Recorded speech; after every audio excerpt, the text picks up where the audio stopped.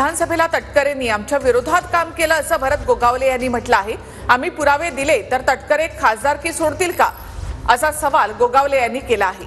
मंत्री भरत गोगावले यांनी सुनील तटकरेंना थेट आव्हान दिलंय। आदिती तटकरे यांना निवडून आणलं ही आमची चूक होती असं वाटतं असं गोगावले यांनी म्हटलंय।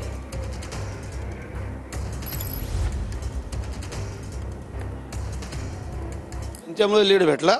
भरत शेठची मेहनत होती, तिकडे महेंद्र दळवीची मेहनत होती आणि रवी पाटलांची मेहनत होती। त्यांच्या ह्याच्यावरती नाही आलो आम्ही।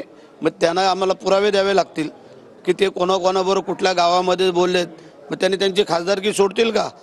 जर आम्ही त्यांना पुरावे दिले की बाबा तुम्ही कोणाकडे काय काय निरोप दिलेत आणि तुमच्या गावांमध्ये भरत शेठला किती मतं मिळालीत हे तुम्हाला जर दाखवून दिलं तर मग पुढे काय ठरवाल ते सांगा, विचारा त्यांना।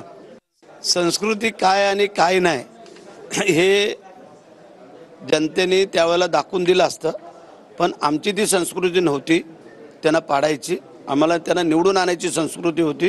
ती आमची चूक झाली असं आम्हाला वाटायला लागलेलं आहे। जर रवी शेठ पाटील, मी आणि महेंद्र शेठ दळवी ह्यांनी जर प्रामाणिकपणे जर काम केलं नसतं आणि आमचा योगेश कदम ह्या चौघाने आम्ही जे काय प्रामाणिक काम केलं त्याचं प्रायश्चित आम्हाला मिळतंय का असं आम्हाला वाटायला लागलेलं आहे।